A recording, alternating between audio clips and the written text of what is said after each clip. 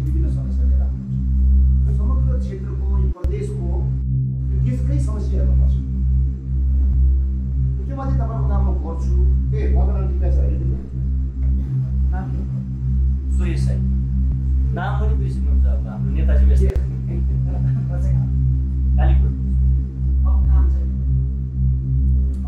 मैले तपाईँले के भने भन्नुहोस् त, तपाईँको नाम टिपेको छ, म ठाउँमा यसको बारेमा मिलाउँछु नि त, मलाई एउटा फोन आउँछ अनि आउनु होला भने मैले के भन्दा तर दाइ अब आज भोलि कहिले असाढ मसाङ त कहिले के तपाईँले गरेका 4-5 वटा नाम भन्नु कतिपल्ट टिपाउने दाइ कतिपल्ट कहाँ टिपाउने दाइ तेरिका आफूमा तपाईँको नाम त यहाँ टिप्नु पऱ्यो त पहिला त होइन प्रक्रिया हुन्छ नि त। यो जिल्लाको बारेमा यो प्रदेशको बारेमा तपाईँभन्दा बढी मलाई थाहा छ बुझ्नुभयो। अनि साल त्यस्तो मान्छे अटाउने ठाउँमा म एक्लोलाई कहिले अगाउनु भयो दाइ त्यस्तो होइन के यही भन्दा सुन्नुहोस् न, पहिला तपाईँको युवा जोस छ होइन भन्दै भयो। हरेक कुराको एउटा प्रक्रिया हुन्छ क्या, यो मन्त्रालयमा एउटा प्रक्रिया छ। मलाई मेरो काम चाहिन्छ मलाई अब कमसेकम एउटा काम बिना त म जाँदै जाने। यति कुरा नेताले नबुझेपछि कस्तो नेता त नेताले त मलाई कमसेकम बचाउनुहोस् न दाइ। मान्छेको ज्यान जाने बेला भइसक्यो। मैले हात कति हात जोड्नु परेन आज सुन्नु भाइ, मलाई काम छ एकछिन सुन्नु न भाइ, कमसेकम यहाँ राततिर सुन्नु पर्दैन। सुन्दा अहिले यो पार्टीलाई कुनै आर्थिक सहयोग नगरिकन पार्टीको निर्देशन छ, कुनै काम हुँदैन। नम्बर 1, अब हामीले पनि आफ्नो चारो खर्च पनि पऱ्यो, अलिअलि खर्च त लाग्छ बरु आफ्नै गाउँको मान्छे बरु मलाई कम गरिदिनु है। एकपल्ट लगाएर त्यहाँ के हो सम्झाउँछु होइन, त्यो भने तपाईँ काम तुरन्तै हुन्छ। म 100% त ग्यारेन्टी दिन्छु काम आएर म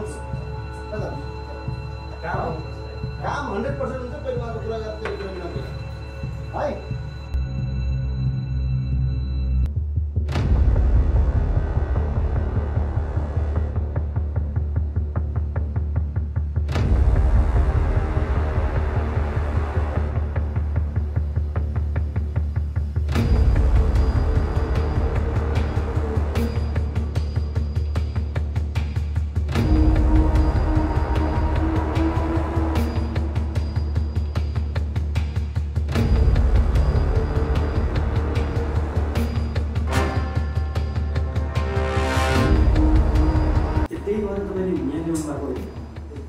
त्यही भएर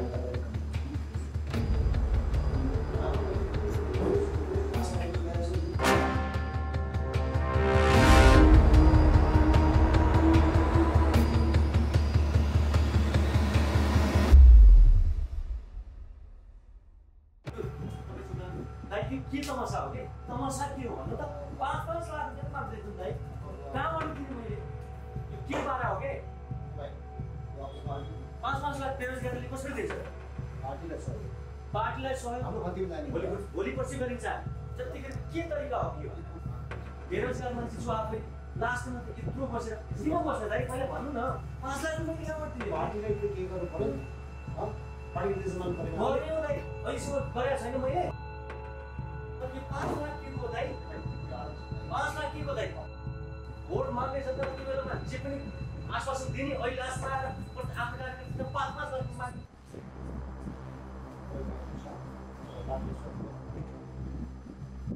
तर त्यो हुँदैन तर किन जाने तपाईहरु जस्ता मान्छेलाई किन तपाईहरु जस्ता मान्छेलाई त भ्रष्टाचारलाई कोर्टमा राखेर जाने हुँदैन ध्यान नपाउँदै हुँदैन किन जाने दाइ वाकी पार बाहिर कोर्टमा हाल्ने